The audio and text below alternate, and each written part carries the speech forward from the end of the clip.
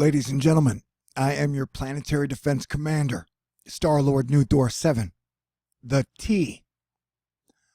And I wanted to tell you that we have multiple states in the Midwest United States that are having major flood emergencies. Please let me repeat. There are multiple states in the United States of America that are undergoing major drastic flooding emergencies now. And A, I like to call this Asteroid Fight Club because I have to bring you the tough news. And B, that's why cussing is allowed here. So if you can't handle cussing, better GTFO, B, but I still love you. Okay. And I would like to also thank all my guardian angels, Asteroid Fight Club, the Astonishers, and all the good people out there for A, keeping me alive, and B, being awesome. But yeah, this is a real deal, serious shit. This is technically everything I've been warning you about in the 6 years of Thor News. I used to have a saying at Thor News, and I just haven't been using it that much because I haven't had a chance to edit lately, that pretend like your government isn't there. Like your government doesn't exist. Or if it did, it existed to try and distract you from important information. And so 5 years later, when I started saying that, it's as relevant today as it's ever been. And so, have no fear. By relearning how to work together as people and deprogramming all the really crappy information that was to sell us faulty stuff, we can get to good places together. All right.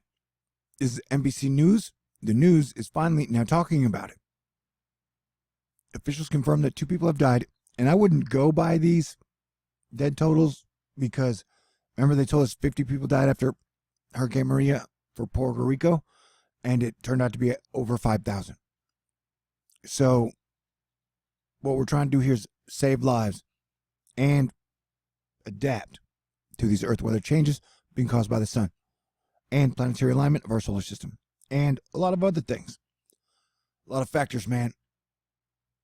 Now, due to flooding after a recent deluge of rain, water and snow melt was sent pouring over frozen ground. So you get rushing rivers over frozen ground, and that moves water into places not expected.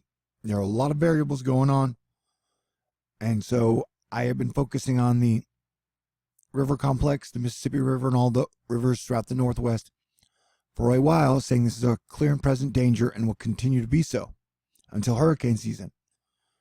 And then we'll check back then. Meredith Garofalo. Wow, this photo of the Spencer Dam on the Niobrara River taken by Saturday by Governor Rickards says so much about the power of water and why we have to closely monitor rising river levels. We have to closely monitor rising river levels. Historic flooding continues across parts of Nebraska. So we have Nebraska definitely getting hit hard. And we have seen dams almost fail over the last 3 years. And now we finally have major dam failure. Eric Fisher, the Mississippi River, just south of Omaha, Nebraska, expected to break record levels by over 4 feet. That's unreal for a river with some big floods in the past. The devastating floods in Nebraska are now cutting off entire towns. Multiple towns cut off. Multiple highways. With no way in or out. These towns are now effectively islands surrounded by floodwaters. And I live in Houston. And during Hurricane Harvey, people from all over, and especially the Louisiana Navy, came to help. And so everyone always talks on social media about like their passion issues. But when it gets down to it and you can help someone, are you going to do it? Because that time could be now. Because if you live in any of these surrounding states, some of these people may need you with the boat to go in and rescue them.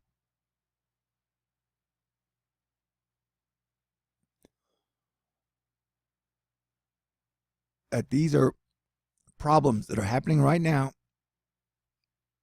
and are going to get worse. And so at that time, my friend's mom was in Houston, and I had to get a boat or try to find a boat to go get her.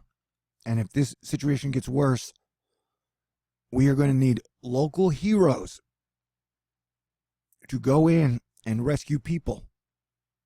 This is like a Hurricane Harvey that is happening in the Midwest right now. You're just not hearing about it on the news. Ben Sasse, one house is an island. I mean, this is bad. I've been undergoing a lot of problems with my computer and hackers, and that this is an emergency. I haven't known how to assess it, even though I talked about it for weeks leading up to it. But now that we're here, yeah, this is a live emergency happening now. This is a major disaster across multiple states that is in progress. This is Iowa. It has dam problems and concerns as well. So we're talking Iowa, Nebraska. Huge slabs of ice left over after historic flooding in South Dakota. I mean, we're having major disasters across multiple states. And here in Houston, we're having a massive fire at a Deer Park chemical plant. It's happening now. Do you remember the flood of 1993? I do. Even from South Carolina. Weeks of media coverage and disaster donation drives and discussions at school. This is bigger, and it's happening right now. The only reason I have any idea it's happening is because of personal and professional weather Twitter connections.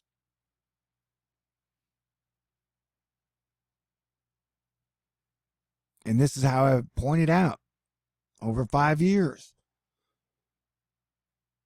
that A, we got to work together, and B, the media and politicians are trying to distract you from the weather.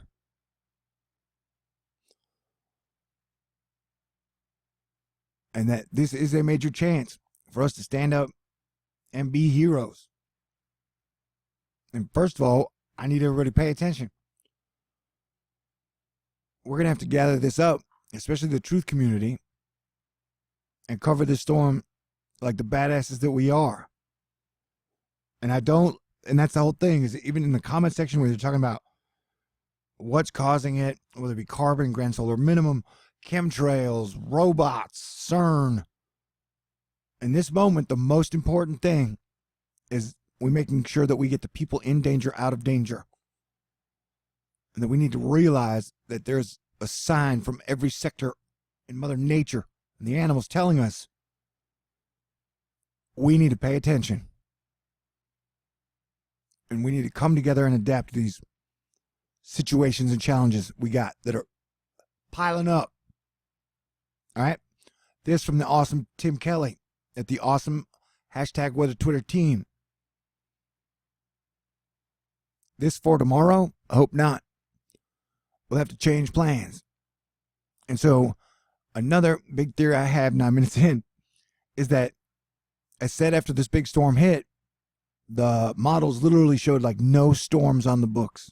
The next 16 days there are going to be no storms. I was like, yeah. Of course they're going to say that. They're worried about the flooding levels and what the models might tell us. And so now that turned out to be mostly true, I'm worried about the data we're getting anywhere outside of 3 days, that it not reflecting the possibilities that could happen, that as this situation is bad, it can get much worse. And so this is top level asteroid fight club shit. And that when I say, man, I deserve 3 Nobel Prizes, it's not to blow smoke up my ass. It's basically true. And when I tell you something, let him who have wisdom understand, or she, that I know what I'm talking about, and I've done an amazing job as your planetary defense commander and a scientist. And that what we're looking at here is the wave after wave pattern in a concerning evolution of its pattern, but not surprising at all. So you have wave after wave after wave, right? So let's say this is wave 1, 2, and 3, although I know it would be the other way around. But so it's like now we have the 16-day, it's 16 days out, but it's still giving us a signal. And the signal is we're getting close to a period where we may have the USA and Canada and even Mexico getting hit by 3 different patterns at once. I guess it's not going to be as likely for Mexico. So that we could be getting hit by 3 different storms at the same time. Granted, this one is leaving and this one is entering, but it says the big one is in the middle. So we got to keep watching this. And every sign out there shows that our severe weather monster storms are going to be needed to adapt to. And we won't be able to do it by thinking of old ass 200-year-old ways.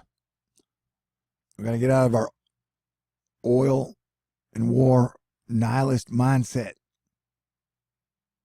We are badass, dude. All right, so now I'm just, so yeah, this is the atmospheric river, the Orion arm. It now extends at times from New Zealand, which is having major problems as well, all the way up through Mexico, the Gulf Coast, and up the coast. It's like the Earth is putting out a second equator or water bulge. That's great. We know it's coming. We're going to make plans for it. We're going to build new cities and safe spots. And so here's what we are being told is the next 5 days. What rain? See, they're saying you're not going to get much rain.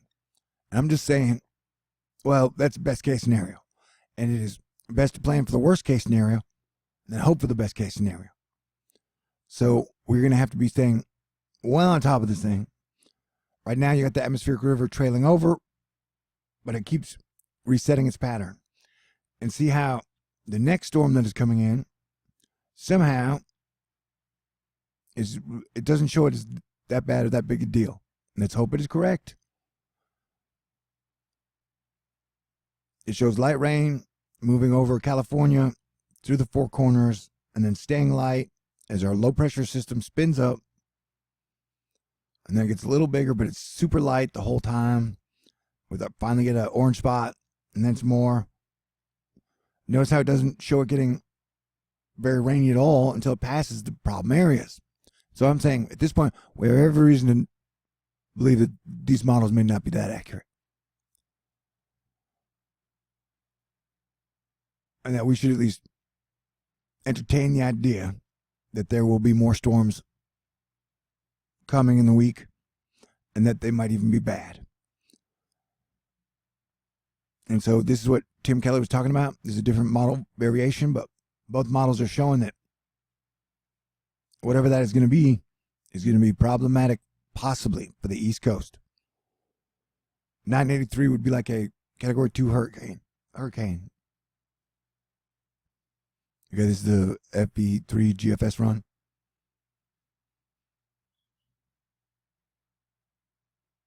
So it too says, though, the next storm coming in